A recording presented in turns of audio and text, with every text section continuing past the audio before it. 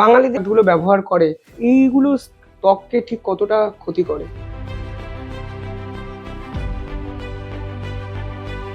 আমরা যারা সারাদিন রাস্তায় ঘুরি তাদের জন্য 3টে উপদেশ কি থাকবে ত্বককে ভালো রাখার জন্য?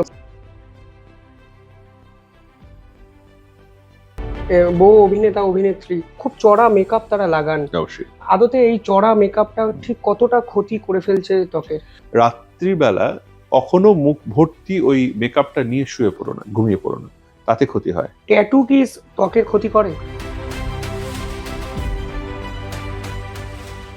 লেবু ফ্লেভার, চন্দন ফ্লেভার, কফি ফ্লেভার, এই ফেস ওয়াশগুলো আসলে স্কিনের কতটা লাভজনক একটা বস্তু। প্রিয়াঙ্কা চোপড়ার মতো অভিনেত্রী ঠোঁটের যে আকার সেটাকে বদল করেছেন, মানে এইটা ত্বককে কতটা প্রভাবিত করে? নরম ত্বক এবং থিন যেটা ত্বক হওয়া সেটা মেয়েদেরই হয়, ছেলেদের বরং একটু কর্কশ, একটু হার্শ এবং অতিরিক্ত লোমের আধিক্য সারা গায়ে সেটা ছেলেদেরই থাকে। চুলটা পরে এক্স্যাক্টলি কেন? শ্যাম্পু মেখে চুল উঠেও যায় না, আরো চুল গজায়ও না।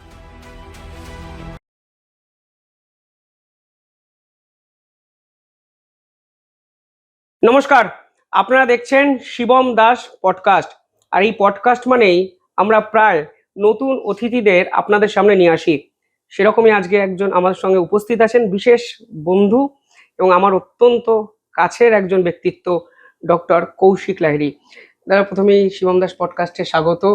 আপনার সঙ্গে প্রথম আমার আড্ডা, এবং আপনি যে বিষয়টা নিয়ে চর্চা করেন সেই বিষয়টা নিয়ে আমরা হয়তো কথা বলবো, কিন্তু তার আগে দীর্ঘ 30 বছর ধরে আপনি ডাক্তারি এবং এই চর্মরোগ এই পার্টিকুলার বিষয়টা নিয়ে কাজ করছেন। এই পুরো বিষয়টা সঙ্গে জড়িয়ে আছে আপনার অনেক কিছু। কতটা বদলালো পার্টিকুলারলি? মানুষ কি স্কিন নিয়ে আগের থেকে অনেক বেশি সচেতন হয়েছে? অবশ্যই আমাদের জার্নিটা, ধরো আমি 30 বছর হয়ে গেছে, মানে অনেক বুড়ো হয়ে গেলাম। আমার বয়স কত, মানে দেখে মনে হয়? কত মনে হচ্ছে বলো তো? মনে মনে তো এখনো 27, নির্লোহিত। এবছর 60 হব। ও, 60 হবেন? একদম। এবার এই 30 বছরে অনেক কিছু বদলে গেছে। যখন আমরা শুরু করেছিলাম তখন ডার্মাটোলজিটা ছিল প্রধানত, আমরা যেটা বলতাম ডিজিজ ডার্মাটোলজি। মানে লোকে কি নিয়ে আসতো, লোকে দাঁত, হাজা, চুলকানি, স্কেবিজ, নানা রকমের মানুষের যে সমস্ত চর্মরোগ হয় সেগুলো নিয়ে আসতো। চর্মরোগকে আবার উত্তর ভারতের চরম রোগ বলা হয়, চরম সব রোগ নিয়ে আসতো।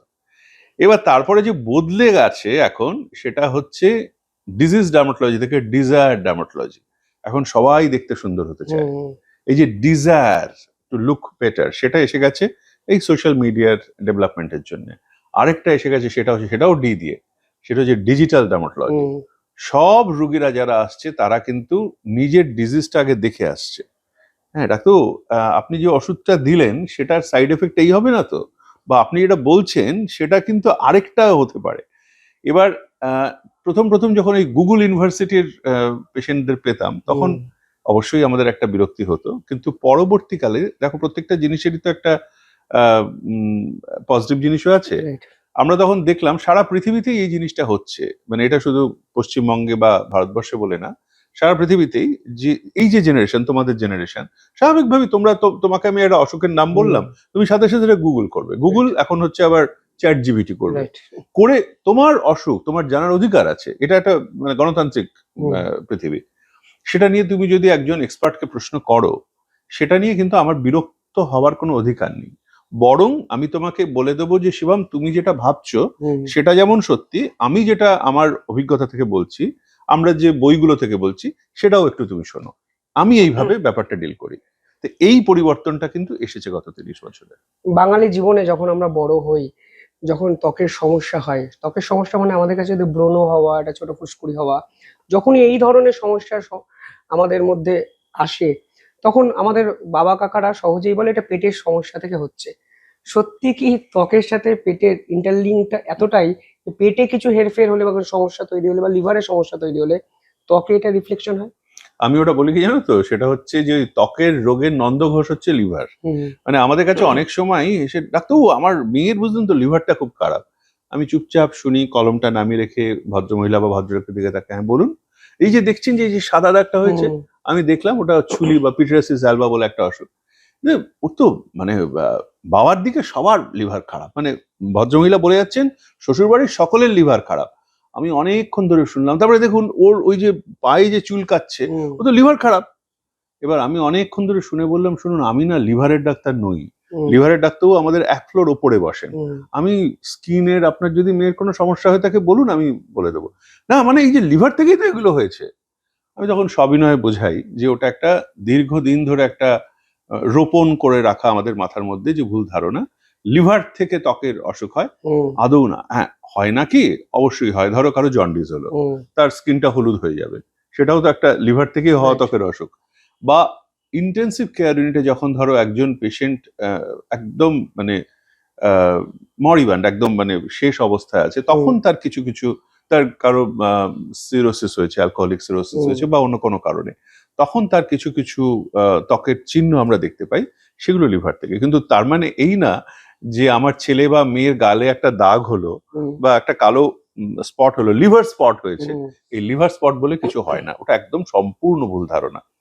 এই যখন বড় হচ্ছে, যে ব্রণ নামক যে সমস্যাটা আমাদের কিশোর বা এই যুবকরা সব থেকে বেশি জর্জরিত, এটা কি স্কিনের সমস্যা? মানে এটা কি স্কিনের ডাক্তাররা এই পুরো বিষয়টা মেরামত করতে পারেন?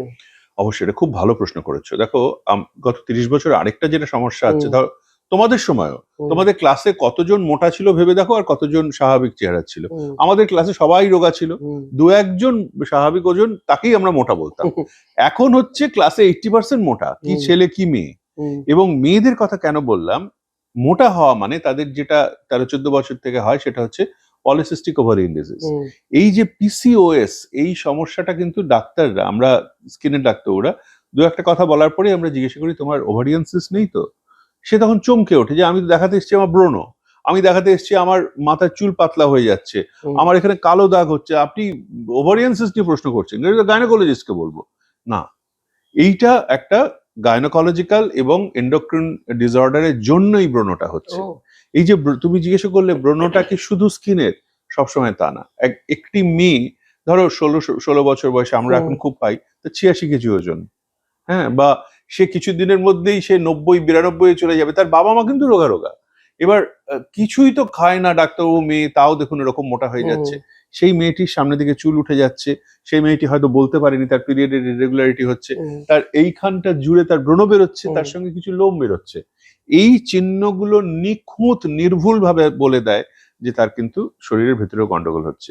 তাই জন্য তুমি যখন বললে যে ব্রণটা কি শুধুই স্কিনের, সম্ভবত না। আমরা যতদিন যাচ্ছে ততই আমরা বুঝতে পারছি এটা একটা মেটাবলিক সিন্ড্রোমের পার্ট, একটা বৃহত্তর শরীরের ভেতরের গন্ডগোলের পার্ট। তবে হ্যাঁ, 13 বছর বয়স থেকে 25 বছর বয়স পর্যন্ত ব্রণ বা একনি ভালগারিস, এর মধ্যে কোনো ভালগারিটি নেই। একনি ভালগারিস কথাটার মধ্যে হচ্ছে কমন একনি, সেটা পৃথিবীর 95% মানুষের হয়। তাই জন্য যে অসুখটা 95% মানুষের হয়, সেটাকে আদৌ কি অসুখ বলা যায়? আমার বাবাকে আমার ব্রণের জন্য কখনো কোনো ডাক্তারবাবুর কাছে নিয়ে গেছিলেন? জাননি। এখন বাবা মা তার একটি সন্তান, তাকে নিয়ে ডাক্তারবাবুর চেম্বারে 4 ঘন্টা বসিয়ে রেখে ব্রণটা দেখানো যায়। পরিবর্তন এটাও। আচ্ছা, ছোটবেলা থেকে আরেকটা পরিবর্তন আপনি ফিল করেছেন কি, যে আমাদের বাবা মা ত্বকের সমস্যা মানে একমাত্র অব্যর্থ ওষুধের নাম বলতেন বোরোলিন, কিছু হলেই বোরোলিন লাগিয়ে দেওয়ার একটা প্রবণতা। 30 বছর পর এই কথায় কথায় বোরোলিন লাগানোর প্রবণতাটা একটু কমেছে কি, এবং বোরোলিন কি ত্বকের জন্য সত্যি ভালো না খারাপ? না দেখো, একটা ব্র্যান্ড নিয়ে আমি কখনো হ্যাঁ না না কিছু বলবো না, তার কারণ তুমি যে ব্র্যান্ডটার নাম বললে সেটা তথাকথিত বঙ্গজীবনের অঙ্গ, এবং সেটা আমাদের দেশের শুধু না, আমাদের রাজ্যের একটা খুব গর্বের একটা জায়গা। হ্যাঁ, ওটা দেখো, একটা জিনিস আজকে প্রায় 60-70 বছর ধরে যখন এই জায়গাটা আছে, তার মধ্যে নিশ্চয়ই কিছু আছে। ওটা একটা ময়েশ্চারাইজার হিসেবে এবং মাইল্ড অ্যান্টিসেপ্টিক হিসেবে কাজ করে, আমি নাম নিচ্ছি না। কিন্তু বোরোলিন নিয়ে আমাদের নানা রকমের ব্যাপার আছে, সেটাকে গরম করে লাগান। হ্যাঁ, মানুষ কত রকম ভাবে বোরোলিন লাগায় বাঙালি, সেটা যদি করা যায়, একটা থিসিসও করা যায়, সেটা নিয়ে লোকে নোবেল প্রাইজও পেয়ে যাবে। সবকিছুর অভ্যর্থ মহৌষধ বোরোলিন নয়। যেটা গন্ডগোল হয়েছে সেটা হচ্ছে বোরোলিনের নাম জায়গা নিয়েছে, যেটা আমি নাম করে বলবো, সেটা হচ্ছে Betnovate. Betnovate C, প্যান্ডাম, Cosvate GM, এই যে মারাত্মক দানবীয় জিনিসগুলো, তুমি জানো যে আমাদের যে আন্দোলন চলেছে, সবাই জানে, এখন সব জেনে গেছে, সেগুলো হচ্ছে, এটা কিন্তু ছিল না 30 বছর আগে এইভাবে। কিছু একটা হলো পাড়ার দোকানের খগেনদার কাছ থেকে অথবা শ্যামল কাকুর কাছ থেকে গিয়ে, দেখুন তো এইখানে এটা কি হয়েছে, শ্যামল কাকুর সাথে সাথে যেটা দিলেন, সেটা অব্যর্থভাবে বোরোলিন নেই। তার মধ্যে যেটা আছে, বোরোলিন একটা নিষ্পাপ ওষুধ, সেটা একটা ক্রিম, অ্যান্টিসেপটিক ক্রিম। সেটা লাগিয়ে ক্ষতিও হবে না, লাভও হবে না। লাভ সামান্য একটু অবশ্যই হবে, ময়েশ্চারাইজার। কিন্তু যেটা ক্ষতি হয়ে যাবে সেটা হচ্ছে ওই ভেট গুলো দিয়ে। সেটা থেকে দূরে থাকতে বলবো। কোনো ওষুধ মেখে ফর্সা হওয়া যায় না। আর পাড়ার ওই খগেন বাবু বা শ্যামল কাকুরা কিন্তু তারা যদি ডাক্তার হয়ে যেতেন তাহলে এত বড় মেডিকেল কলেজগুলো সত্যি কোনো দরকার হতো না। তাই জন্য নিজের একটা কোনো অসুবিধা হলে বরং সরকারি হাসপাতালে স্কিন ডিপার্টমেন্টে গিয়ে একটু দেখিয়ে নেওয়া ভালো। এই যে বেটনোভিট সি, যেটা আমার মনে আছে আমার দিদাও ব্যবহার করতেন গালে একটা ছোট্ট স্পট হয়ে যাওয়ার পর, এই যে এই ওষুধগুলো ব্যবহার করার অপকারিতাটা এক্স্যাক্টলি কি, কতটা ক্ষতি হতে পারে? একটা মজার গল্প বলি। বহু বছর আগে, তখন আমি আমাদের সর্বভারতীয় সংস্থার সেক্রেটারি, দিল্লিতে মন্ত্রীমশাইয়ের কাছে গেছি, নাম বলছি না, তৎকালীন রাষ্ট্রমন্ত্রী হেলথ ডিপার্টমেন্টে। তার সঙ্গে কথা বলছি এবং তিনিও ঘটনাচক্রে আমারই ব্যাচের এমবিবিএস। আচ্ছা, তিনি দক্ষিণ ভারতের একটি রাজনৈতিক দলের মেম্বার, তিনি আছেন এখনো, তার নাম ডাক আছে। তার সঙ্গে কথা বলছি, তিনি কিন্তু ডাক্তার। এবার তিনি দু একটা কথা বলার পর আমাকে বললেন, এই বেটনোভিট সি লাগানো উচিত না নাকি? তুমি যে বললে ঠাকুমার কথা, ঠাকুমা নাই জানতে পারেন, কিন্তু একজন ডাক্তার যিনি দেশের হেলথের রাষ্ট্রমন্ত্রী, তিনি একজন শিক্ষিত মানুষ হয়ে আমাকে বলছেন লাগানো উচিত না নাকি? আমি না তখন স্তম্ভিত হয়ে বুঝতে পেরেছিলাম সমস্যাটা কত গভীরে। পৃথিবীর কোনো দেশে প্রেসক্রিপশন ছাড়া এই ধরনের স্টেরয়েড ওষুধগুলো লাগানো যায় না, কেনাই যায় না। আমাদের এখানে তুমি প্রেসক্রিপশন ছাড়া গাঁজা, আফিং, চরস, হুইস্কি সবই পাবে, তার সঙ্গে বেটনোভিট সিও পাবে।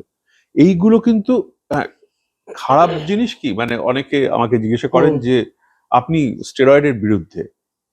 আমি স্টেরয়েডের বিরুদ্ধে নই, স্টেরয়েডের অপব্যবহারের বিরুদ্ধে। যেমন ধরো পারমাণবিক শক্তি, আণবিক শক্তি, আমরা কি আণবিক শক্তির বিরুদ্ধে? তা তো না।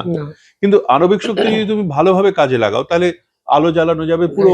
ধরো আফ্রিকা মহাদেশে তুমি খুব সুন্দরভাবে অল্প খরচায় তুমি দিতে পারলে, সেখানে তোমার মানে তোমার তেল পোড়াতে হলো না, সেখানে তোমার জল বিদ্যুৎ করতে হলো না, কিন্তু আণবিক শক্তি তো সহজে করা গেল। কিন্তু সেই আণবিক শক্তিকে তুমি যদি খারাপ ভাবে ব্যবহার করো তাহলে হিরোশিমা নাগাসাকি। এইটা হচ্ছে স্টেরয়েড নিয়ে আমি বলি। তুমি যদি ঠিক ভাবে ব্যবহার করো, সোরিয়াসিসে বা ডিএলইতে বা লাইকেন প্লেনাস, যেগুলো অবশ্যই এথিক্যালি বৈজ্ঞানিক ভাবে ব্যবহার করা উচিত সেখানে, কিন্তু সেটা না করতে গিয়ে তুমি যদি একটা ভুল জায়গায় ব্যবহার করো তাহলে সেখানে হিরোশিমা নাগাসাকি হবে, এবং সেটাই হচ্ছে। স্টেরয়েড স্কিনের কতটা ক্ষতি করে? না, আবার আমি বলবো, স্টেরয়েড কিন্তু স্কিনের মহৌষধ বিশেষ কিছু কারণে। আমি যেটা বললাম যে সোরিয়াসিস বা লাইকেন প্লেনাস, সেগুলো স্টেরয়েড রেসপন্সিভ ডার্মাটোসিস, সেখানে স্টেরয়েডটাই দরকার। কিন্তু ব্রণর ওষুধ স্টেরয়েড না, দাঁতের ওষুধ স্টেরয়েড না। ধরো একজনের ক্যান্সার হয়েছে, টাইফয়েড হয়ে ক্যান্সারের ওষুধটা খাইয়ে দেওয়া যায় না তো, বা টিবি হয়েছে তাকে ম্যালেরিয়ার ওষুধটা খাইয়ে দেওয়া যায় না তো। ঠিক সেই রকমই স্টেরয়েড অত্যন্ত জরুরি একটি মহৌষধ। সেটা খাওয়ার ওষুধ লোককে বাঁচিয়ে দেয়। কোভিডের সময় আমাদের স্টেরয়েড বাঁচিয়েছে, নিঃশ্বাস নিতে পারছিলাম না যখন, তখন স্টেরয়েড ইনজেকশন দিয়ে আমাকে বাঁচাতে হয়েছে। ঠিক সেই জিনিস কিন্তু গায়ে লাগানোর চিকিৎসাতেও অসাধারণ কাজ করে। কিসে ব্যবহার করছো, কে তোমাকে ব্যবহার করতে দিচ্ছেন, কতদিনের জন্য দিচ্ছেন, সেটা সব থেকে গুরুত্বপূর্ণ। পুরুষদের ত্বক এবং মেয়েদের ত্বক ঠিক কতটা আলাদা, এবং ঠিক কি কি পার্থক্য দেখা যায় দুই ত্বকের মধ্যে? দেখো, সেই লক্ষ্য ব্লেডেও কামালে তো উঠবে না গোপালদারি, সেটা আমার প্রথম মনে পড়ে গেল। অবশ্যই আলাদা। পুরুষদের ত্বক এবং নারীদের ত্বক থিকনেসের ডিফারেন্স থাকে, এবং আমাদের একটা বয়সের পর একদম শিশুদের মধ্যে পুরুষ নারীর পার্থক্য নেই। একটা 4 বছরের বাচ্চা ছেলে এবং বাচ্চা মেয়ে, তার কোনো পার্থক্য নেই। 13-14 বছরের পর থেকে চেঞ্জ হতে থাকে, সেটা অবশ্যই হরমোনগুলোর প্রভাবে। পুরুষ হরমোনের প্রভাবে আমাদের যে দাড়ি গোঁফগুলো বেরোয়, নারী হরমোনের প্রভাবে স্কিনটা পেলব হতে শুরু করে, নরম হতে শুরু করে, এবং অতিরিক্ত চুল মাথায় যেটা হতে শুরু করে, সেটা একটা মেয়ে শিশুরই সেটা হয়। এবং তারপরে আরো কিছু শারীরবৃত্তীয় চেঞ্জ যেগুলো আমরা জানি, সেগুলো কিন্তু সমস্ত হরমোনের প্রভাবেই হয় ত্বকের ওপরে। এবং তার জন্য ওই নরম ত্বক এবং থিন যেটা ত্বক হওয়া, সেটা মেয়েদেরই হয়। ছেলেদের বরং একটু কর্কশ, একটু হার্শ এবং অতিরিক্ত লোমের আধিক্য সারা গায়ে, সেটা ছেলেদেরই থাকে। মোটামুটি ভাবে পার্থক্যটা এই। আরেকটা হচ্ছে তারপরে যেটা আসে ত্বকের সঙ্গে চুলের ব্যাপারে, হুম, প্রকৃতি প্রায় সব মানুষকেই কিন্তু লালমোহন বাবু বানিয়ে দেওয়ার চেষ্টা করেন। হুম, আহ, কিন্তু কোনো মেয়েরই 80 বছর বয়সেও চুল পড়ে যাওয়াটা স্বাভাবিক না, যেটা আমি বলি। মেয়েদের চুল পড়াটা সবসময়ই অস্বাভাবিক, ছেলেদের চুল পড়াটা শুনতে খারাপ লাগলেও স্বাভাবিক। স্বাভাবিক। যখন আমরা বড় হই মানে এই পিরিয়ডটা 18 থেকে 20, 18 থেকে 25, হুম। এই সময় আমরা জেনে বা অজান্তে ঠিক কি কি ভুল করি যেগুলো ত্বকের খুব ক্ষতি হয়? মানে ধরুন কোন মলম লাগিয়ে ফেলছি, সানস্ক্রিনের প্রয়োগ, স্ক্রাবিং এর প্রয়োগ, ঠিক কি কি ভুলগুলো আমরা সাধারণত করি? এটা না আগে অতটা ছিল না। আগে মানে গ্রামে গঞ্জে জেলা শহরগুলো ততটা ছিল না, অত সময়ই ছিল না। হুম, এখন হয়েছে কি নিজস্বী, এখন হয়েছে সেলফি, এবং আমার ছবিটা তুলে গার্লফ্রেন্ডকে পাঠাতে হবে, বয়ফ্রেন্ডকে পাঠাতে হবে, তার থেকে বড় কথা সেটা আমাকে ইনস্টাগ্রামে পোস্ট করতে হুম, হবে। সেটা আমি আগে মশাগ্রাম যোগগ্রাম জানতাম, এখন ইনস্টাগ্রামটাও জানতে হচ্ছে। সেখানে পোস্ট করাটা হচ্ছে সাংঘাতিক ব্যাপার। আর কোভিড আমাদের দেখিয়ে দিয়েছে, দেখো আহ, সেই সত্যজিৎ রায়ের লেখায় পড়েছিলাম যে একটা লোকের সঙ্গে আমি কথা বলছি, হুম, তাকে যতটা না ভালো ভালো করে দেখছি, সেই লোকটাকে যখন আমি 78 ফুট বাই 80 ফুটে দেখছি, তখন তার এখানে একটা পোর, এখানে একটা ব্রণ, এখানে হুম, একটা বসন্তের দাগ ভালো করে দেখছি। ঠিক একই জিনিস হয়ে গেছে কোভিড এর সময়। সকলেই একটা করে সামনে ল্যাপটপ এসে গেছে, হুম, মোবাইল এসে গেছে, আমরা সকলেই কিন্তু ওয়েবিনারে অভ্যস্ত হয়ে গেছি। 18-19 বছরের ছেলেদের আরো বেশি করে যেটা হয়েছে সেটা হচ্ছে অনলাইন ক্লাস। হুম, এই অনলাইন ক্লাসে অফ, এটা অফ করে রাখা যায় না, টিচাররা খোলা রাখতে বলেন, এবং সে শুধু নিজেকে দেখছে না, তার বন্ধুকেও দেখছে, বান্ধবীকেও দেখছে। হুম, এই জিনিসটা আমাদের এখন রোজ জানতে হয়। হুম, সে কিন্তু আমরা আমরা যখন ছোট ছিলাম 18-19 বছর বয়সে, আমরাও অবশ্যই সচেতন হুম, ছিলাম, আমরাও নিজেদের উত্তম কুমার ভাবতাম। কিন্তু এখন যে নিজেকে শাহরুখ খান ভাবার পরের জিনিসটা যেটা এসে গেছে, সামান্য একটা ফুসকুড়ি হলো, হুম, তার জন্য সে বেটনোভেট সির যুগ আস্তে আস্তে চলে যাচ্ছে। হুম, সেখানে সে লাগাতে শুরু করছে অ্যাজলিক অ্যাসিড, সেখানে সে লাগাতে শুরু করছে রেটিনল, সেখানে লাগাতে শুরু করছে ভিটামিন সি সেরাম। এইগুলো আমরা জানতামই না, হুম, প্রশ্নই ওঠে না।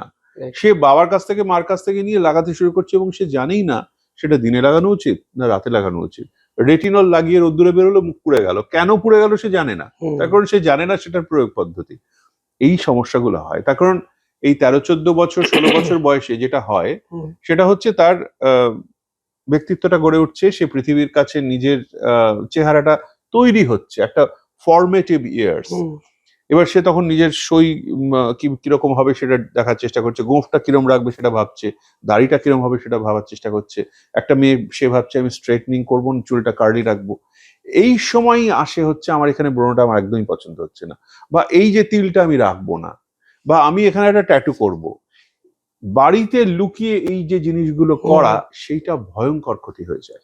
এবং ট্যাটু করাটাও একটা সাংঘাতিক জিনিস এসছে, সেটা হচ্ছে বাড়িতে লুকিয়ে ট্যাটু করা, এবং তারপরে যখন চাকরি আসছে সামনে একটা, হুম। তখন ডাক্তারবাবুর কাছে এসে পড়া ট্যাটুটা তুলে দিন। এই জিনিসটা একদম ছিল না আগে। ট্যাটু কি ত্বকের ক্ষতি করে? দেখো, সেটা নির্ভর করছে যে একজন প্রফেশনাল শিল্পীর কাছে করা হচ্ছে নাকি রাস্তায় হুম, ধারে একজন, মানে একজন ডাক্তারবাবুর কাছে করা হচ্ছে না একজন হাতুড়ের কাছে করা হুম, হচ্ছে, এই একই ব্যাপার। ট্যাটু শিল্পী যারা যারা জানেন, ট্রেইনড লোক যারা স্টুডিওতে করছেন, হুম, তারা সেটাকে প্রপারলি স্টেরিলাইজড জিনিসপত্র দিয়ে করেন, যাতে একজন থেকে কারো ক্ষতি না হয়ে যায়। একটা ছুঁচ ফুটিয়ে করা হয় তো, রাইট, সেই ছুঁচ ফুটিয়ে করতে গিয়ে তুমি হেপাটাইটিস বিও ঢুকতে পারে, সেখানে কিন্তু এইচআইভি মানে এইডসও ঢুকতে পারে। রাইট, ঢোকে না, 100 হুম, জনের মধ্যে একজনেরও হয় না, 1000 জনের মধ্যেও একজনের হয় না, কিন্তু যার হয় তা সে সাফার সে করে। সে তো ট্যাটু করতে গিয়ে তার হেপাটাইটিস হলো, হুম, সে তো করতে গিয়েই তার এইডস হলো, হুম, বাকি 999 জনের হয় না। কিন্তু ওর জন্য আমাদের সাবধান থাকতে হয় এবং আমাদের বলতে হয় যে ট্যাটু মেশিনটা যেটা দিয়ে ব্যবহার করছেন সেটা প্রপারলি স্টেরিলাইজড কিনা। আরেকটা হচ্ছে যে রঞ্জকগুলো ব্যবহার করা হুম, হয়, সেগুলোর মধ্যে নীল কালো আমরা তুলে দিতে পারি পরে, কিন্তু যেগুলো ধরো লাল, সবুজ, ম্যাজেন্টা, নানা রকমের রং, আজকাল যে ট্যাটু অসাধারণ সব হুম, ট্যাটু নিয়ে আসে, এবং সেগুলো আমাদের, আমরা বলি থাকুক, এত হুম, সুন্দর ট্যাটুটা করলেন, মুছতে যাচ্ছেন রাইট। কেন? তা সেইগুলোতে অনেক সময় কিছু রিয়াকশন হয়, সেটা প্রাথমিক যেটা একটা ইনফেকশন হতে পারে সেটা ঠিক করাটা সহজ, পরে কিছু গ্র্যানুলোমা তৈরি হয়ে যায়, অনেকের হয়, মানে আমি আবার বলছি হুম। যে সকলের হয় না, সেটা তখন সেগুলোকে ঠিক করা সত্যি খুব মুশকিল হয়ে এই যে পড়ে, কালার গুলো ব্যবহার করা হয় এটা স্কিনের জন্য কতটা? ক্ষতি করে। আবার বলছি, 100 জন করলো, 990 জনের কিছু হলো না। বাকি যে 10 জনের অসুবিধা হলো তারাই আমাদের কাছে আসছে। শুধু ট্যাটু বলে না, তাই যে সামনে হোলি আসছে, হোলিরও একই ব্যাপার। এখন তো হোলির অর্গানিক এবং ইনঅর্গানিক হ্যাঁ, দুরকম অবশ্যই। হ্যাঁ, প্রয়োগ আমরা দেখতে পাই। এবার গ্রামে অপরাজিতা ফুলের পাপড়ি থেকেও করা হতো, পলাশ ফুল থেকেও করা হতো, সবাই ভুলে গেছে সেগুলো। এবার হলুদ গুঁড়ো দিয়ে, পাউডার গুঁড়ো দিয়ে কিভাবে আবির তৈরি করা হয় সেগুলো আমরা ভুলে গেছি। তাই জন্য আমরা যেগুলো কিনছি সেগুলো লাগিয়ে ভয়ঙ্কর ক্ষতি হয়ে যাচ্ছে। একটা বলেই দিই, সেটা হচ্ছে যে আবির ব্যবহার করা বরং ভালো। আমি কোন রং সেটার কথা বলছি না, লাল বা গেরুয়া বা নীল সাদা কোন আবির ব্যবহার করবেন সেটা সম্পূর্ণ আপনার ব্যাপার, কিন্তু আবিরটা ঝেড়ে ফেলবেন। জানবেন কোন রং চিরস্থায়ী না। আপনার এই যে চার্লি চ্যাপলিন বলে গেছিলেন, কোনো কিছু চিরস্থায়ী না, আপনার দুঃখটাও চিরস্থায়ী না। ঝেড়ে ফেলবেন, কিন্তু গোলা রংটা স্নান করলে ধুয়ে যাবে, যেটা করবেন না সেটা হচ্ছে বাঁদুরে রং, ওটাতে ক্ষতি হয়ে যায়। আর রংটা তুলতে গিয়ে ঘষে ঘষে চামড়াকে উত্তপ্ত করবেন না। আজকে রং খেলেছেন, কালকে অফিসে যাচ্ছেন, স্কুলে যাচ্ছেন, কোচিং ক্লাসে যাচ্ছেন, রং থাকতেই পারে, কিন্তু ঘষে আজকেই তুলে ফেলতে হবে এরকম কোনো মানে মাথার দিব্যি কেউ দেয়নি। তাই জন্য ওই রংটা থাকুক একটা দুটো দিন, পরে নিজেই চলে যাবে। এই যে সোনালী, রূপালী, এই রংগুলো ভয়ঙ্কর ক্ষতিকর। এই যে এগুলো কি মাদুরের রং আমি বলছি, ওই রংগুলোর মধ্যে কি থাকে? মেটালিক কালার, ওর মধ্যে কিছু মেটালিক কালার থাকে, এবং ওগুলো বিশেষ করে বাচ্চাদের, ছোটদের ক্ষেত্রে খুব ক্ষতি করে, চোখে চলে গেলে আরোই মুশকিল। আর এর মধ্যে লেড থাকে, মার্কারি থাকে, এগুলো হয় কি, এগুলো কিডনিতে চলে যায়, চামড়া থেকে অ্যাবজর্ব হয়, এবং কিডনি সেগুলোকে শরীর থেকে বার করতে পারে না। কিডনি লিভারে গিয়ে যখন জমে যায়, সেটা বহু বছর পরেও তার থেকে ক্ষতি হতে পারে। এই রং খেলার পর আমরা ছোবা, যেটা হয় বাঙালি জীবনে, ছোবা দিয়ে এত ঘষি, এত ডলি, তবু রংগুলো। ছোবরা জিনিসটা কিন্তু শুধু রঙের জন্য বলছি না, এটা সামগ্রিক ভাবেই আমাদের ছোটবেলা থেকেই শেখানো হয় যে ভয়ঙ্কর ঘষে ঘষে ঘষে ঘষে গা ঘষতে হবে, এটা ভুল। এবং তার থেকে ম্যাকুলার অ্যামাইলোইডোসিস বলে একটা অসুখ হয়। আমি তো এর মধ্যে অন্য একটা জিনিস সে ভাইরাল হয়ে গেছে, সত্যি সাবান মাখারও খুব যে দরকার হয় তা না। যারা মানে সেলসে আছেন, যারা ধরো মোটর মেকানিক, গ্যারেজে কাজ করছেন, যারা একদম খনি শ্রমিক, যারা খেতে খামারে কাজ করছেন, তাদের অবশ্যই সাবান মেখে চান করা উচিত। কিন্তু যারা ধরো 24 ঘন্টাই তারা বাড়িতে কাজ করছেন, বসে আজকাল ওই ওয়ার্ক ফ্রম হোম করছেন, তাদের ছোবা দিয়ে ঘষে ঘষে একেবারে জীবাণুনাশক সাবান দিয়ে সাংঘাতিক ভাবে ডলে ডলে পরিষ্কার করতে গিয়ে যেটা হয়, সেটা হচ্ছে ওই ত্বকটা উত্তপ্ত হয়, এবং ওপরের কেরাটিন লেয়ারটা ভেঙে গিয়ে সেটা ভেতরে ঢুকে গিয়ে তার থেকে অ্যামাইলয়েড ডিপোজিশন হয়, এবং সেটা ওই কালচে, দেখবে অনেকেরই হয়, এই জায়গাগুলো কালচে হয়ে যাওয়া, রিপলড একটা ঘাড়ের পেছনে হয়ে যাওয়া, পায়ে হয়ে যাওয়া, সেগুলো ঠিক করা খুব মুশকিল হয়ে যায়।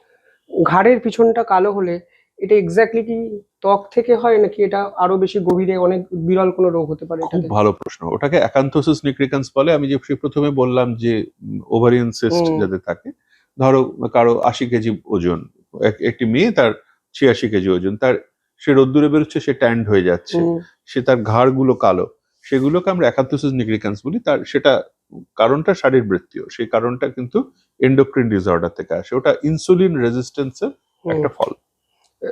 বিউটি পার্লার এখন তো মেয়েদের যাওয়ার প্রবণতা অনেক বেশি, ইভেন ছেলেরাও যায়, আমারও অনেক বন্ধু বান্ধব যায়। বিপদে ফেলবে দেখছি। বিউটি পার্লার যে প্রোডাক্ট গুলো ব্যবহার করে, ট্যান রিমুভ করা বলুন, ফেস ওয়াশ করা বলুন, এইগুলো ত্বককে ঠিক কতটা ক্ষতি করে? দেখো, একটা জিনিস তোমার অসম্ভব জনপ্রিয় চ্যানেলের মাধ্যমে বলে দিই, সেটা হচ্ছে বিউটি পার্লারের বিরুদ্ধে আমার কোনো জেহাদ ঘোষণা বা যুদ্ধ ঘোষণা নেই। তারা তাদের কাজ করছেন, আমরা আমাদের কাজ করছি, কিন্তু একটা জিনিস মনে রাখতে হবে, পৃথিবীর সমস্ত দেশে যারা বিউটি পার্লার চালান, তাদের একটা কোনো শিক্ষাগত যোগ্যতা লাগে।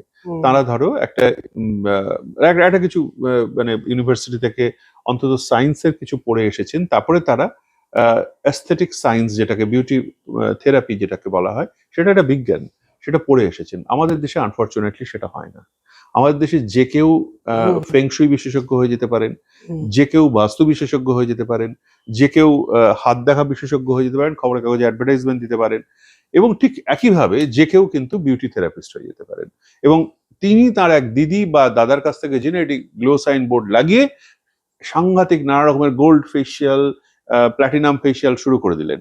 তার মধ্যে যে কি আছে, ওই সেই যীশু খ্রিস্টের কথার মধ্যে যে হে ঈশ্বর, আমি ঈশ্বর বিশ্বাস করি না তাও বলছি, হে ঈশ্বর, এরা জানে না যে এরা কি ক্ষতি করছে, সেই ব্যাপারটাই হয়। কিন্তু আবার বলছি, অনেক বিউটি থেরাপিস্ট আছেন, তারা কিন্তু মানুষের সত্যি ভালো করার চেষ্টা করেন, কিন্তু বেশিরভাগ সময় যেটা হয় সেটা হচ্ছে না জানার জন্য, না জেনে, ট্রেনিং প্রপারলি না জেনে তারা কিছু মানুষের ক্ষতি করে ফেলেন, এবং সেই জিনিসটা তখন আমাদের সামলাতে হয়। বিউটি পার্লার এক্স্যাক্টলি এই যে একটা আকর্ষণের কেন্দ্রবিন্দুতে মহিলাদের, আপনার কি মনে হয় এটা কোথাও না কোথাও আমরা জেনে বা অজান্তে স্কিনকে বিষ খাওয়াচ্ছি? দেখো, আজ থেকে খুব বেশি দিন না, 30 বছর আগে আমার মা, আরো 30 বছর আগে আমার ঠাকুমা, আমার দিদা কোন বিউটি পার্লারে যেতেন? এখন যে সবসময় আমাদের ফেসিয়াল করার একটা ব্যাপার এসে গেছে। ফেসিয়াল ব্যাপারটা ভেবে দেখো তো, তোমার ছোটবেলা তো ফেসিয়াল কথাটা শুনেছো? শোনোনি। আমার ছোটবেলায় ফেসিয়াল কথাটাই জানতাম না আমরা। এবার তখন তারা রূপচর্চা কি করতেন না? করতেন তো। একটা নিশ্চয়ই সানস্ক্রিন লাগাতেন, একটা ময়েশ্চারাইজার লাগাতেন, যেগুলো ডাব্বায় ক্রিম পাওয়া যায়, সেটাই যথেষ্ট ছিল। বিউটি পার্লারে যেটা করা হয় সেটাকেই অনেকগুলো টাকা নিয়ে অনেকগুলো ঘষাঘষি করা হয়, কিন্তু তার সঙ্গে যে ক্লেম গুলো করা হয়, ওই বিশেষ প্রদেশের মাটি, মানে ওই মুলতানের মাটি, মুলতানে খুব ভালো ক্রিকেট খেলা হতো, কিন্তু মুলতানের মাটির সঙ্গে স্কিনের কি সম্পর্ক, সেগুলো বিজ্ঞান আমাদের কোথাও শেখায়নি।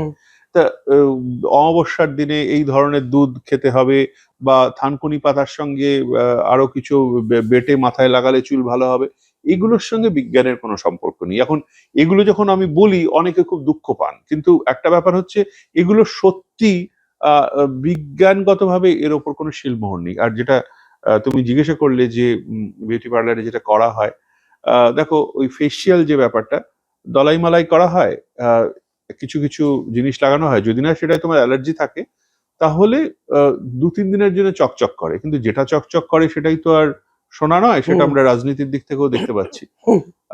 কিন্তু এই যে চকচকে ভাবটা আসে, সেটা আবার বলছি 2-3 দিনের জন্য। ওই বিয়ে বাড়ি কেটে গেল, পার্টি মিটে গেল, তারপরে কিন্তু আবার আগের জায়গায় ফিরে গেল, মাঝখান থেকে তোমার পকেট থেকে টাকাটা বেরিয়ে গেল। বাঙালিদের মুলতানি মাটি এবং বেসন এই দুটো প্রয়োগ করার একটা প্রবণতা দেখা যায়, ঠিক কোনটা ত্বকের জন্য ভালো? বেসন খাওয়ার জন্য খুব ভালো। এই দেশটা খুব গরিব মানুষের দেশ, সেই জন্য বলি যে বেসনের নানা রকমের বড়া টড়া, সেগুলো যদি খান খুব ভালো খেতে, সত্যি খুব ভালো। ত্বকের ওপর সেটার কি এফেক্ট আমি গত 30 বছরে সেটা সত্যি খুঁজে পাইনি। খুঁজে পেলে তোমাকে জানাবো, পরের দিন তোমাকে বলে দেবো। আর মুলতানি মাটি যেটা বললে, মুলতানে খুব ভালো ক্রিকেট খেলা হতো, পাকিস্তানের অনেক ভালো ভালো ক্রিকেটার মুলতান থেকে উঠে এসেছেন, এটা বলতে পারি। কিন্তু মুলতানের মাটি মেখে ত্বকের কি উপকার হয়েছে, সেটা নিয়েও আমরা আলোচনা করব পরের পডকাস্টে, নিশ্চয়ই সেটা নিয়ে আমরা আলোচনা করব। সত্যি এগুলোর কোনো ভ্যালু নেই? ভ্যালু তো আছেই, মানে ত্বকের জন্য অত্যন্ত দুর্মূল্য বস্তু এগুলো, কিন্তু ত্বকের কি ওপর এটার কি মানে উপকার হয়, সেটা কিন্তু আমরা আজও বুঝতে পারিনি। মানে ধরুন রোদ থেকে যখন ঘরে যাচ্ছি, বেসন মাখার পর দেখেছি একটু চকচক করে এবং ট্যানটা রিমুভ হয়ে যায়। তুমি আমি যেটা দিয়ে মুখটা ধুই সেটা দিয়ে তুমি ধুতে পারো, সেটা হচ্ছে পৃথিবীর সব থেকে দামি ফেস ওয়াশ, সেটা হচ্ছে কলের জল। কলের জল দিয়ে যদি তুমি মুখ ধুও, দেখবে তাতেও মুখটা খুব সুন্দর চকচকে করা যায়। তাই জন্য এই বিশেষ ধরনের মাটি, বিশেষ ধরনের বালি, আমি বালি নিয়ে কিছু বলবো না, বালি ব্যাপারটা খুব রাজনৈতিক ভাবে ইনফ্লামেটরি, তা সেই সমস্ত জিনিস আমি যাচ্ছি না, তারপর ওর মধ্যে না সত্যি বিজ্ঞান নেই। ত্বকের উপর কফি যদি মাখা হয়, বলে ট্যানটা রিমুভ হয়ে যায়, সত্যি কি কফি আমাদের ট্যান রিমুভ করে? হ্যাঁ, কফি খেতে খুব ভালো, এই যে খাচ্ছি কফি অবশ্যই, কিন্তু ট্যানের সঙ্গে কফির কোনো সম্পর্ক নেই। বিভিন্ন যে ফেস ওয়াশ এখন মার্কেটে এসছে, কফি ফ্লেভার, কফি থাকে, ফলে এগুলোর তো একটা ভ্যালু আছে, না হলে এরা ব্যবহার করবে কেন? না, ভ্যালু তো অবশ্যই আছে, যিনি বিক্রি করছেন তার কাছে তো একটা ভ্যালু আছে, এবার যিনি লাগাচ্ছেন তার কাছে এটার কোনো ভালো নেই। মানে এটা কি পুরোটাই বিজ্ঞাপনী একটা চমক? পুরোটাই বিজ্ঞাপনী চমক, এবং এটা যত দিন যাচ্ছে এটা আরো সেটা ফুলে ফেঁপে উঠছে। তবে ওই একটা জিনিসই আর কি, কোনো কিছুই চিরস্থায়ী না, এটা একটা সভ্যতার একটা তার মধ্যে দিয়ে আমরা যাচ্ছি, সারা পৃথিবী জুড়েই এটা চলছে। কিন্তু না, আমি সমস্ত অ্যাস্থেটিক প্রোডাক্ট যেগুলো, সেগুলোকে আমি বাতিল করছি না। তার অনেক কিছুর মধ্যেই বহু বহু টাকার একটা ইনভেস্টমেন্ট থাকে, তার পেছনে একটা বিজ্ঞান থাকে। কিন্তু তুমি যেগুলো কথাগুলো বলছো, সেগুলো বেশিরভাগই এই জড়িবুটি থেকে যেগুলো এসেছে। আমি প্রাচীন ভারতীয় আয়ুর্বেদ শাস্ত্রকেও ছোট করছি না, কিন্তু বেশিরভাগ যারা এগুলো নিয়ে প্রচার করেন, তারা আয়ুর্বেদটাও জানেন না, এবং তারা নিখাদ ব্যবসা জন্য সেটা করেন, এবং সেটা অনৈতিক ব্যবসা।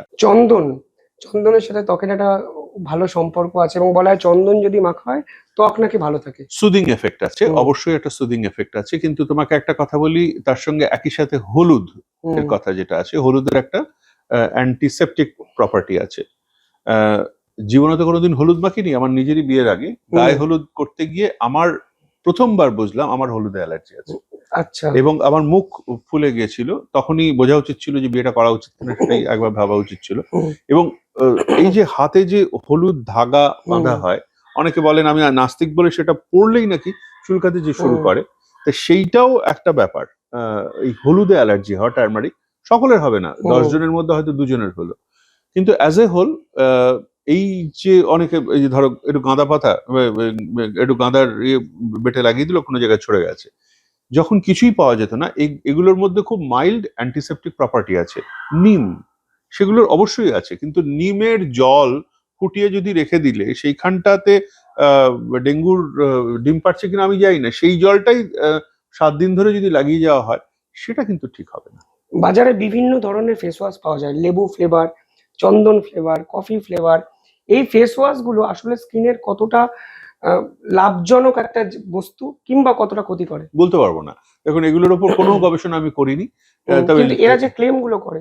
দেখো, লেবু হোক কি চন্দন হোক কি কফি হোক কি টফি হোক হুম, কি আইসক্রিম হোক, যত রকমের খাবারের নাম বলো যেগুলো করো, এগুলো মানুষকে প্রলোভিত করার জন্য, বেসিক্যালি এটা মানুষকে প্রলোভিত করার জন্য। এবং এর সঙ্গে আবার বলছি, বিজ্ঞানের যত না সম্পর্ক, কমার্সের সম্পর্কটা আরো বেশি। সত্যিই কি এর কোনো না, সায়েন্টিফিক ভ্যালু নেই? অবশ্যই আছে। সায়েন্টিফিক ভ্যালু হচ্ছে তার, সেটা একটা ক্লিনজার, ফেস হুম, ক্লিনজার হিসেবে তার রাইট। যে যতখানি ভ্যালু, সেটা তো অবশ্যই আছে। সেই ক্লিনজিং এফেক্ট ছাড়া বাকিটা হচ্ছে মানুষকে কেনাতে হবে, হুম, যে আমার প্রোডাক্টটা তোমার থেকে ভালো, মাই ড্যাড ইট স্ট্রংগেস্ট।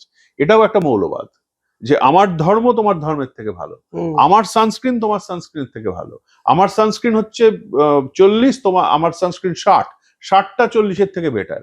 এই যে ধাপ্পাবাজিটা একটা চালানো, আমার দন্তমঞ্জন তোমার দন্তমঞ্জনের থেকে বেটার, এই জিনিসটা করতে গিয়ে যেটা হয় সেটা হচ্ছে, যারা বিজ্ঞাপনের দুনিয়া চালান হুম। তারা জানেন যে এর মধ্যে 1% সায়েন্স থাকে, বাকি 99% কিন্তু আহ, এই নানা রকমের জিনিসগুলো থাকে, সেগুলো মানুষকে কেনানোর জন্য।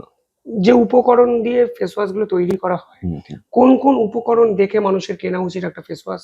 না, আমাদের কতগুলো থাকে, ওই ধরো সেটাইল অ্যালকোহল, স্টেরাইল অ্যালকোহল, যেগুলো আমাদের স্কিনের ক্ষতি করে না, হুম, সেই সেই জিনিসগুলো কিন্তু মুশকিল কি জানো তো, আমাদের দেশে কোনো কসমেটিক প্রোডাক্টে কোনো ইনগ্রেডিয়েন্ট লেখা থাকে না, হুম, এবং কত পার্সেন্ট কত শতাংশ সেগুলোও লেখা থাকে না।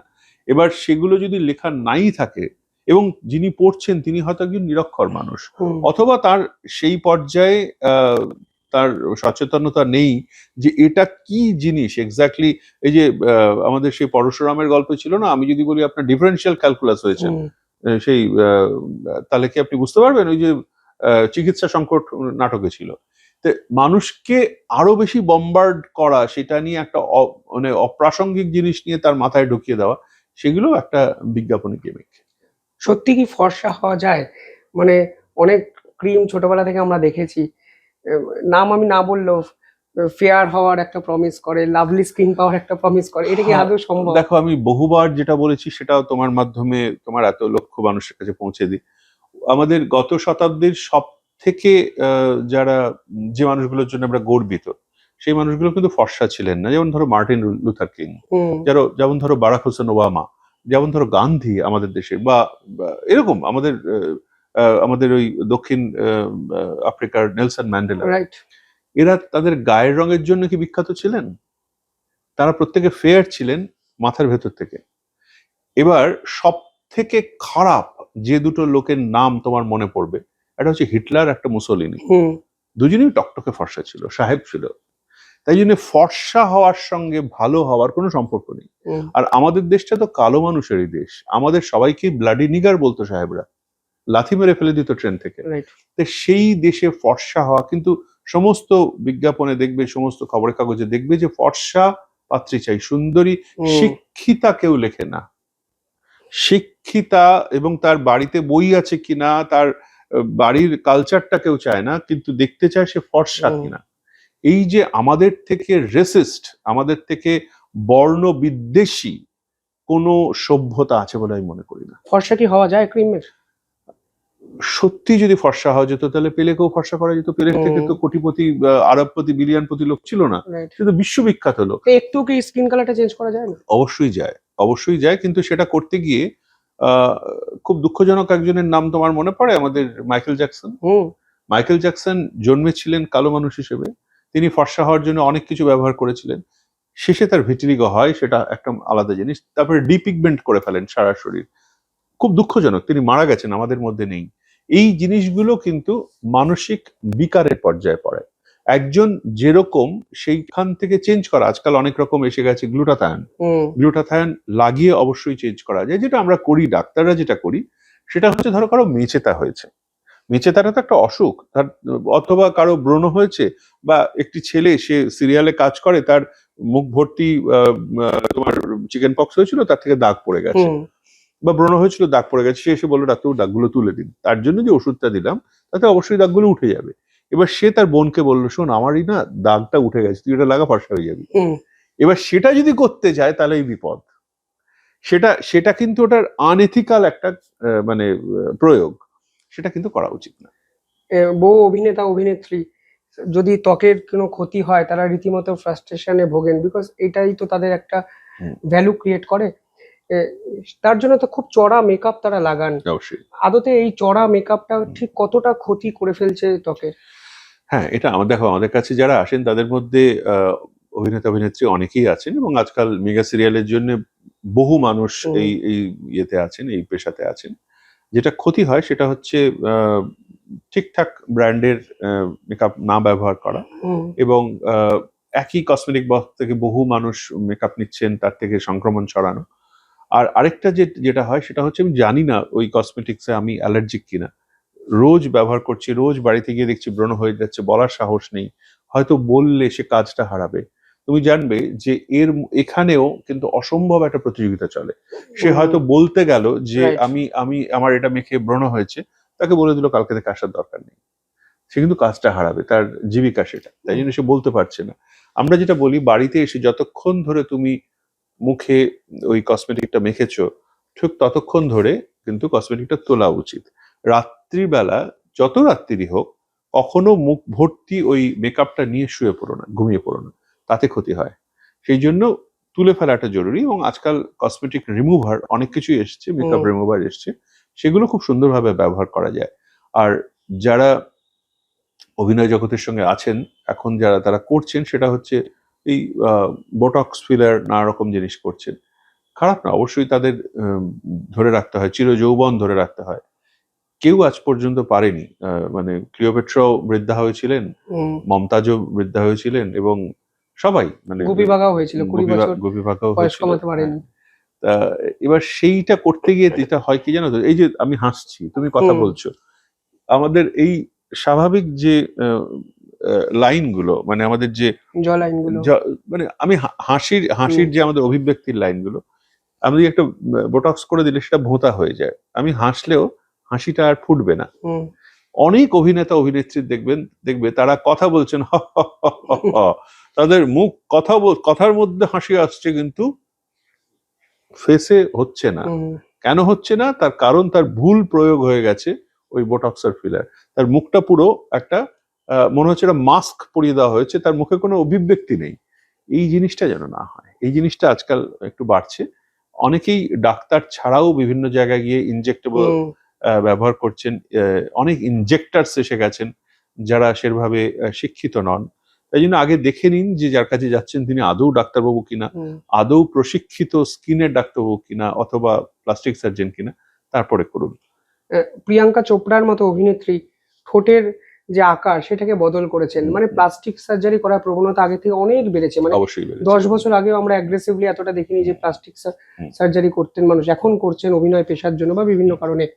এইটা ত্বককে কতটা প্রভাবিত করে? না, এটা একটা ব্যাপার কি জানো তো, ধরো প্লাস্টিক সার্জারিতে যেটা হতো, কারো ধরো কানটা ছোট, কারো ধরো নাকটা বেঁকা, কারো ধরো একটা চোখ ছোট, ছোটবেলা থেকে, এগুলো কতগুলো প্রাকৃতিক অসম্পূর্ণতা ছিল, সেটা ঠিক করার জন্য আমাদের প্লাস্টিক সার্জন বন্ধুরা সেগুলো ঠিক করে দিলেন। দুটো চোখ এক করে দিলেন, কানের লতি দুটো একটা ছোট ছিল সেটা ঠিক করে দিলেন, বা লতিটা কাটা সেটা ঠিক করে দিলেন। সেগুলো হচ্ছে যে অসম্পূর্ণতাটা ছিল সেটাকে আমরা ঠিক করে দিলাম। রাইট। এবার তোমার হঠাৎ মনে হলো যে না আমার চিবুকটা এরকম ভালো লাগছে না, চিবুকটা এরকম লম্বা করতে হবে, বা আমার নাকটা এরকম, নাকটা কেন এরকম হবে না, আমার নাকটা এরকম লম্বা করতে হবে। সেইটা করতে গিয়ে সেটাও সম্ভব। এখন ডাক্তারিতে সবই সম্ভব। সেটা করতে গিয়ে হয় বিপদ অনেক সময়, যদি একজন প্রশিক্ষিত প্লাস্টিক সার্জনের কাছে করা হয় অসুবিধা হয় না, কিন্তু একজন অপ্রশিক্ষিত একজন কোয়াকের কাছে যদি যান তাহলে অবশ্যই সমস্যা হতে পারে। মেয়েদের বিয়ের মেকআপ নিয়ে একটা ফ্যাসিনেশন থাকে, কার কাছে মেকআপ করব। সেই মেকআপে আমরা দেখি একটা মেয়েকে সম্পূর্ণভাবে বদলে দেয়। এই যে চড়া ওই বিয়ের মেকআপ গুলো ব্যবহার করা হয়, এটা কি করা উচিত বলে আপনি মনে করেন?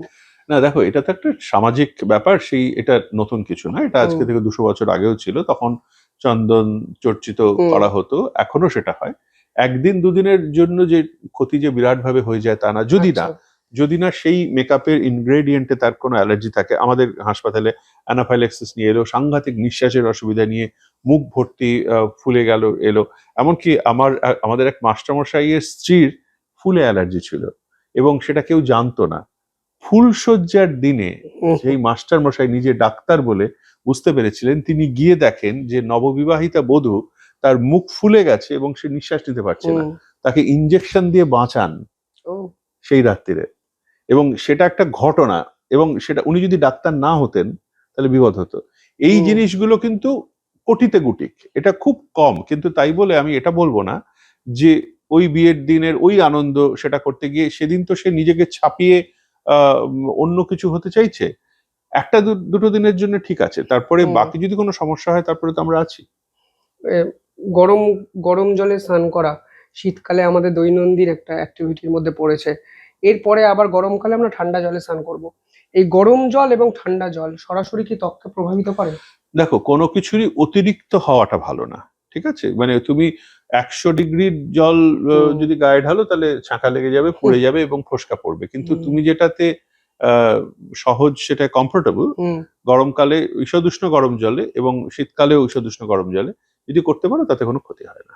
আর ত্বকে তেল মাখা, সর্ষের তেল, নারকেল তেল অবশ্যই দরকার। সর্ষের তেল নয়, সর্ষের তেলটা অনেকে বলেন যে শিয়াল কাটার জন্য বা ইম্পিউরিটির জন্য ক্ষতি হয়, কিন্তু সর্ষের তেল ইন ইটসেলফ, সর্ষের তেলেই অনেক সময় ক্ষতি হয়ে যায়, ইরিটেন্ট বাচ্চাদের বিশেষ করে ত্বকে। নারকেল তেল অত্যন্ত ভালো ত্বকের পক্ষে, এবং অলিভ অয়েলও খুবই ভালো। এই আজকাল নানা রকমের ভিটামিন এ, ডি, ই, কে সব নানা রকম তেল আছে, সেগুলো ত্বকের পক্ষে কতটা ভালো বলতে পারবো না, এবং ত্বকের মধ্যে দিয়ে ওই ভিটামিন গুলো সত্যি শরীরের মধ্যে ঢোকে কিনা সেগুলো বলতে পারবো না। মানে আপনি যা বলছেন, ফেস ওয়াশ ব্যবহার করা যাবে না, স্ক্রাবিং করা যাবে না, ময়শ্চারাইজার প্রয়োগ করা যাবে না, করবোটা কি? ত্বকে তো কিছু না কিছু করতে হবে। গল্পের বই পড়ুন, ভালো গান শুনুন, জীবনে অনেক কিছু ভালো কিছু করার আছে। ত্বক নিয়েই সারাক্ষণ থাকতে হবে, নিজের আয়নায় মুখটাই সারাক্ষণ দেখতে হবে, এটা না করলেও চলবে। পৃথিবীতে 815 কোটি লোক আছে, কারো সময় নেই যে হ্যান্ডলেন্স নিয়ে আপনি কিরকম দেখতে সেটা দেখার জন্য আপনাকে তাড়া করে বেড়াবে। 2 ইঞ্চি দূর থেকে আপনাকে কেউই দেখে না, আপনাকে যারা দেখে অনেক দূর থেকেই দেখে। তাই জন্য আপনার ত্বকের ওপরে একটা ছোট্ট বলিরেখা হলো কি না হলো, একটা ছোট স্পট হলো কি না হলো, আমি একজন ত্বক বিশেষজ্ঞ হিসেবে বলছি, বিশ্বাস করুন সারা পৃথিবীর এতে কিচ্ছু এসে যায় না। আপনার ত্বকের ওইটুকু মানে খামতি, সেটা আপনার চোখেই ধরা পড়ছে, পৃথিবীর কেউ সেটা নিয়ে বদার্ড না। তাই জন্য ওটা নিয়ে সত্যি ডাক্তারের কাছে যাওয়া বা এত টাকা খরচা করার খুব দরকার নেই। আমি একটা শো খুব ভীষণ মাত্রায় ফলো করি, এন্টারপ্রেনিউর যারা হতে চাইছেন।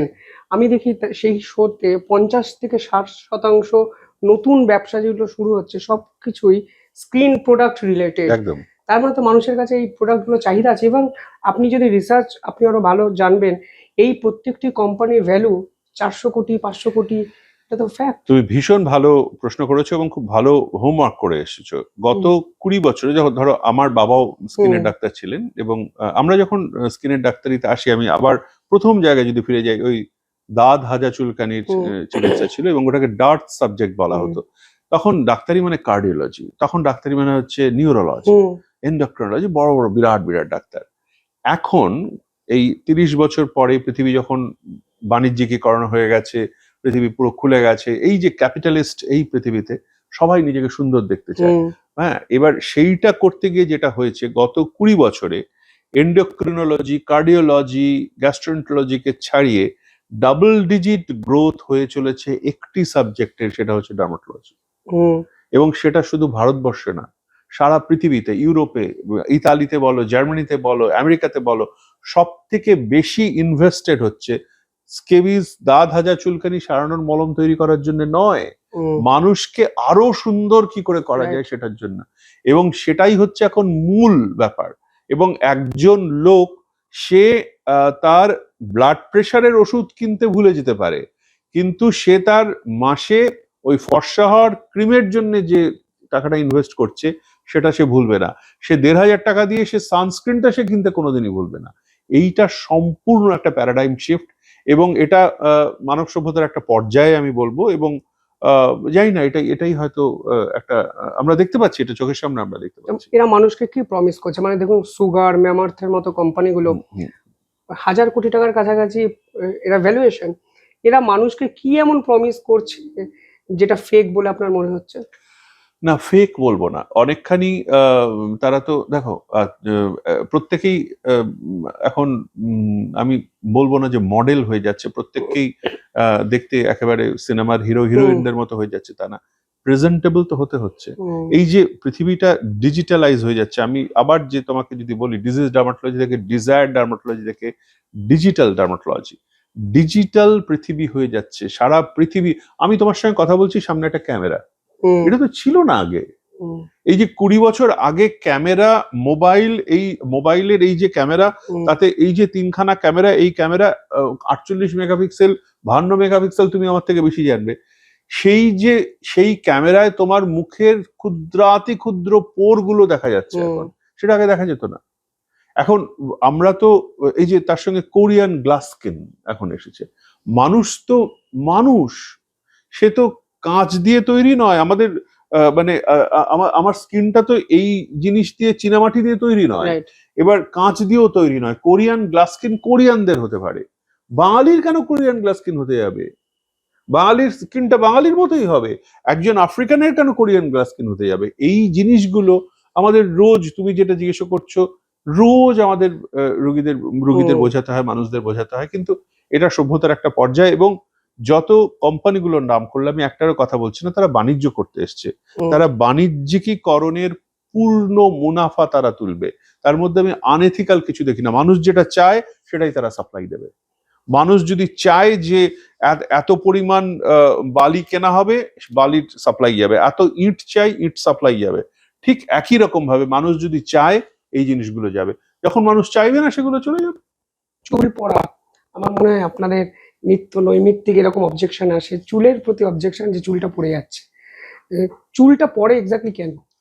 চুল পড়া ছেলেদের সম্পূর্ণ আলাদা কারণে, মেয়েদের আলাদা কারণে। ছেলেদের আমি আবার বললাম যে লালমোহন বাবু সবার হয়ে যাওয়া, বংশগতির কারণে, প্রধানত বংশগতির কারণে। আর আরেকটা হচ্ছে স্ট্রেস, ডেফিনেটলি।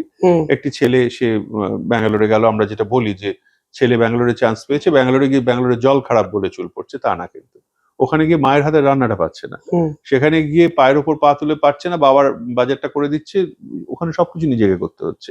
ওই স্ট্রেসটা একটা ব্যাপার।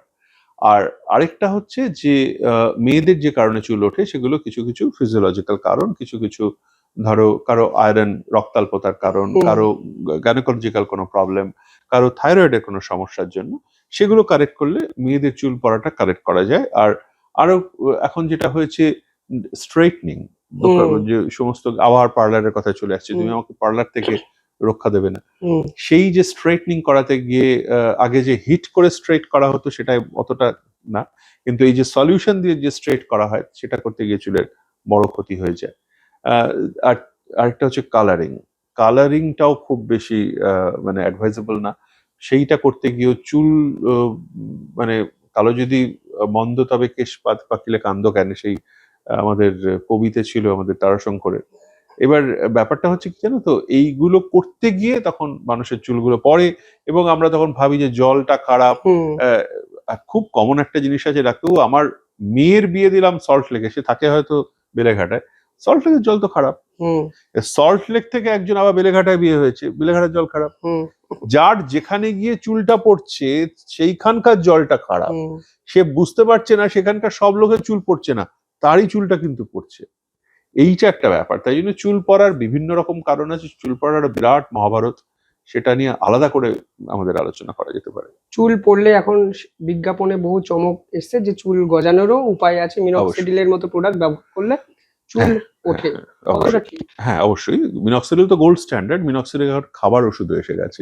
যেটা সঠিক প্রয়োগে একজন চিকিৎসকের কাছে গেলে সেটা ব্যবস্থা করা যায় এবং নিশ্চিন্তভাবে সেটা ব্যবহার করা। কিন্তু ছেলেদের ক্ষেত্রে যেটা আমরা বলি সেটা হচ্ছে জিজ্ঞাসা করবে না যে ডাক্তার এটা কতদিন লাগাবো। এটা এটা সর্দি কাশি নয় বা এটা আমার জ্বর নয় যে ওষুধ খেলে ঠিক হয়ে যাবে। ছেলেদের ক্ষেত্রে চুল পড়ার চিকিৎসাটা সারা জীবনের। যেমন আমি তো ডাক্তারকে জিজ্ঞাসা করি না ডাক্তার তুমি কতদিন চশমা পরবো, যতদিন আমি দেখতে চাই ততদিন চশমা পরবো।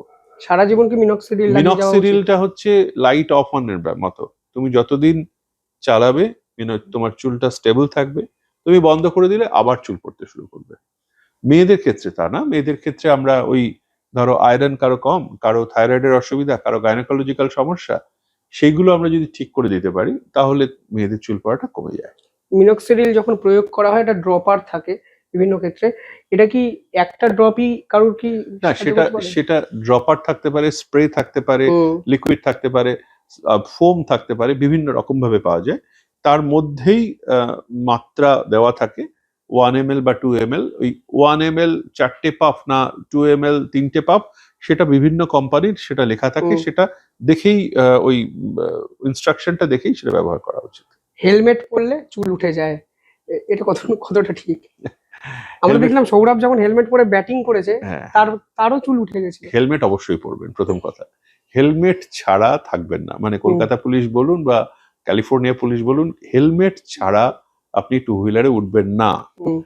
চুল পড়বে কি না পড়বে সেটা আমরা তখন সামলে নেব। শুধু হেলমেট না, যারা টার্বান পরেন সর্দারজিরা বা আফগানরা, মাথায় পাগড়ি যারা বাঁধছেন, সেই যে প্রেশার তাতেও কিন্তু চুল থিনিং হতে পারে। বা ছোট একটি মেয়ে, 10 বছরের মেয়ে, তাকে মা টেনে রোজ স্কুলে যাওয়ার সময় একেবারে পেছনে একটা বিনুনি করে দিলেন, সেইটা করতে গিয়ে যে ট্র্যাকশন হচ্ছে তাতেও কিন্তু চুল ওঠে।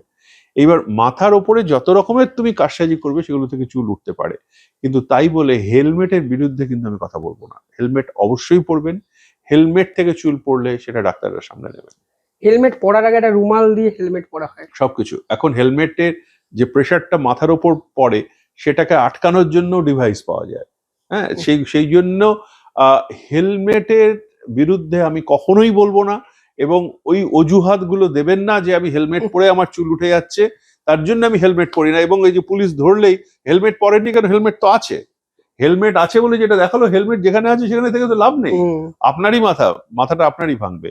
চুল উঠবে কিনা সেটা হলে আমরা আছি। হেয়ার জেল লাগানোর একটা প্রবণতা অনেক বেড়েছে। হেয়ার জেল এটা কি চুলের জন্য ভালো? সেটা একটা ডিজাইনিং জেল।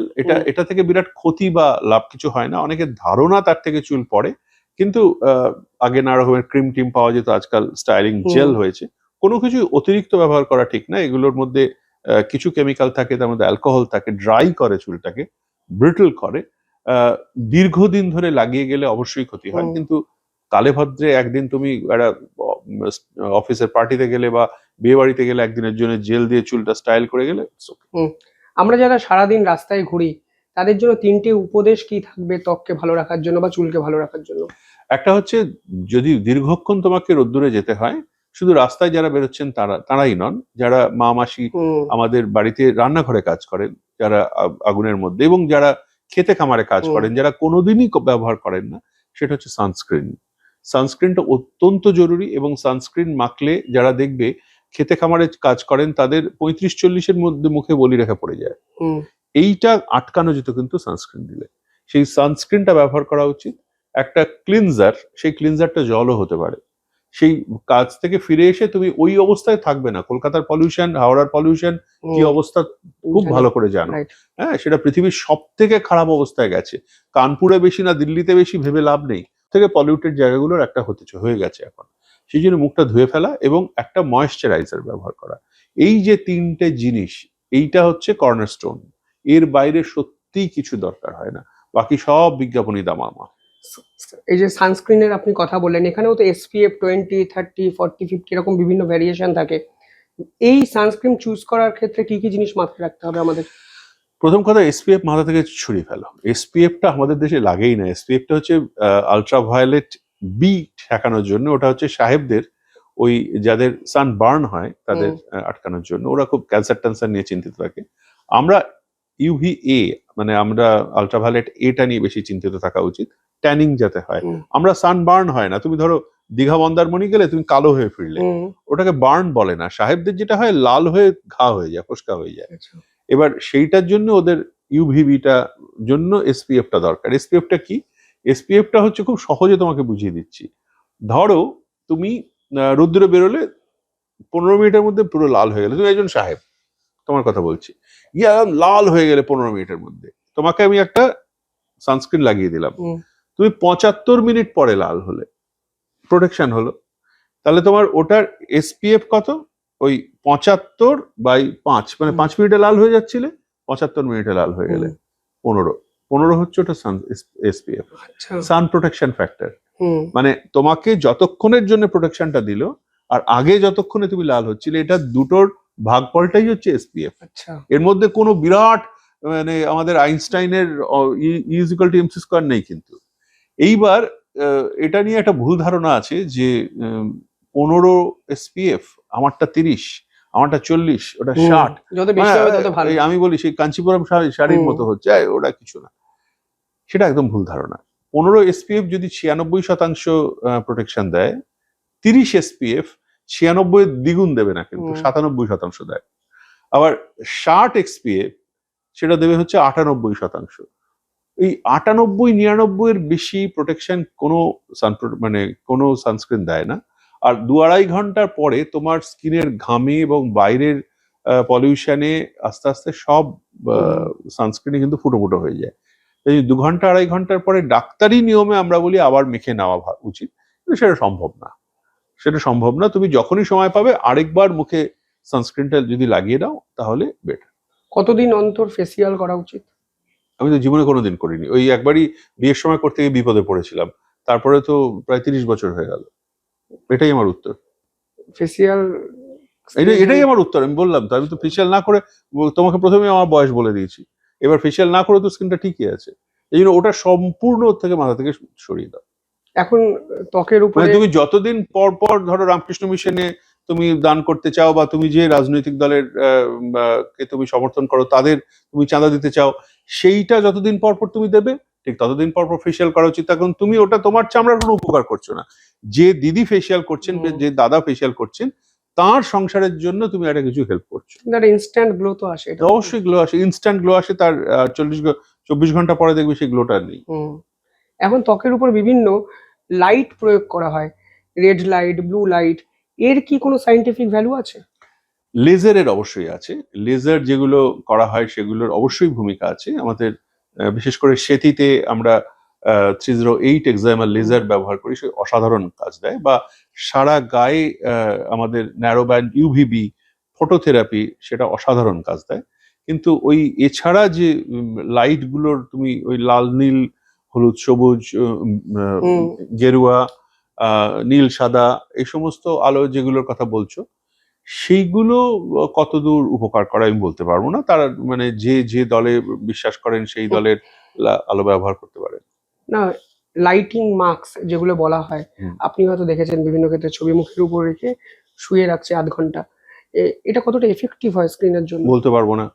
এখন এগুলো আমাদের কোনো বিশ্ববিদ্যালয়, কোনো কলেজে, কোনো টেক্সট বইয়ে পড়ানো হয়নি। এই যে বইগুলো দেখছো এখানে কোথাও নেই এগুলো। মানে এর কোনো ভ্যালু নেই বলছেন আপনি? অবশ্যই, আবার বলছি, ভ্যালু অবশ্যই আছে। যে করছে তার দিক থেকে ভ্যালু আছে, যার ওপর করা হচ্ছে তার কাছে কোনো ভ্যালু নেই।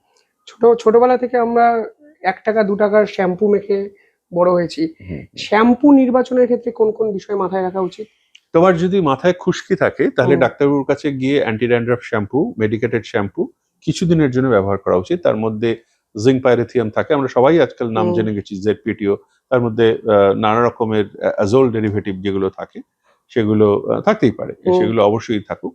কিন্তু এছাড়া ধরো রোজকার জন্য তোমার চুলে খুশকি নেই, মাথা পরিষ্কার রাখতে হবে, মাথার ভেতরের পরিষ্কারের ব্যাপারটা আলাদা কথা। হুম। মাথার ভেতরে এখন পরিষ্কার রাখার, সামনে ইলেকশন আসছে, হুম, সেটাও জরুরি। হুম, কিন্তু মাথার উপরে মানে চুলটাকে পরিষ্কার রাখতে হলে যে বটলটা তোমার দেখতে ভাল লাগছে, যেটা রংটা তোমার দেখতে ভাল লাগছে, যেটার গন্ধটা তোমার দেখতে ভাল লাগছে, সেটাই তোমার শ্যাম্পু।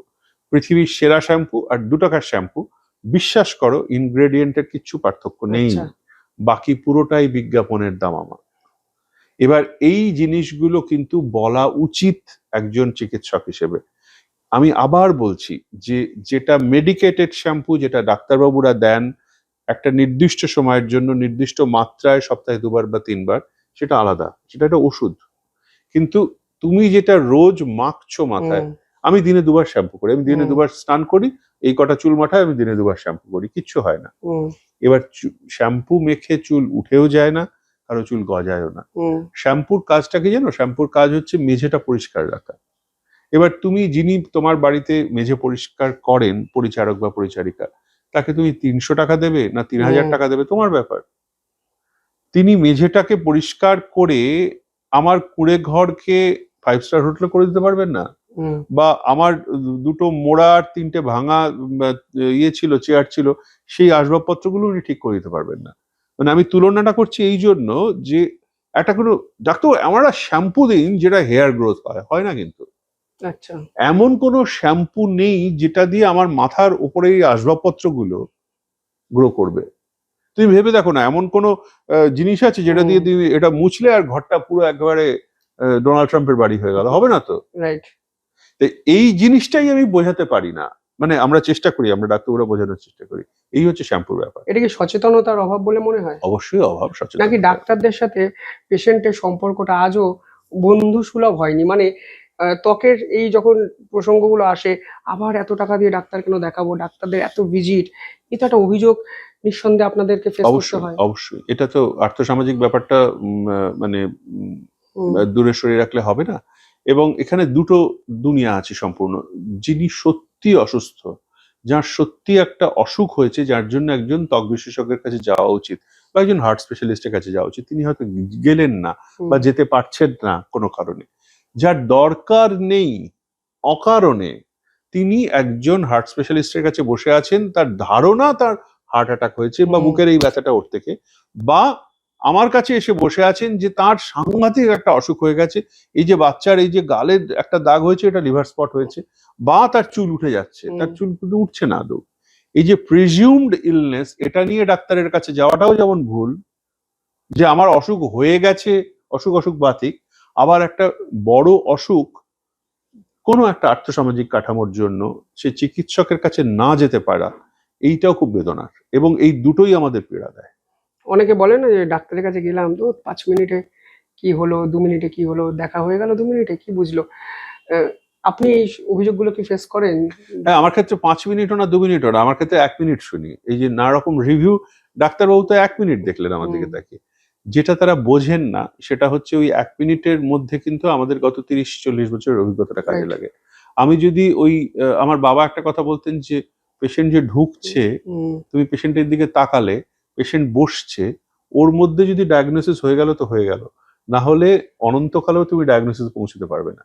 স্কিনে কিন্তু তোমাকে দেখে সাথে সাথে ডায়াগনোসিস হয়ে যায়, হুম, এবং বাকি জিনিসটা আমরা আরো কিছু আনুষঙ্গিক জিনিস বোঝার চেষ্টা করি যে আর কিছু মিস করছে কিনা, কিন্তু তাৎক্ষণিকভাবে ডায়াগনোসিস 10 জনের মধ্যে 8 জনের তখনই হয়ে যায়, এবং বাকিটা আমাদের লিখতে যতটুকু সময় লাগে সেটা নির্ভর করে একজন ডাক্তারবাবুর অধীত জ্ঞান এবং তার হুম।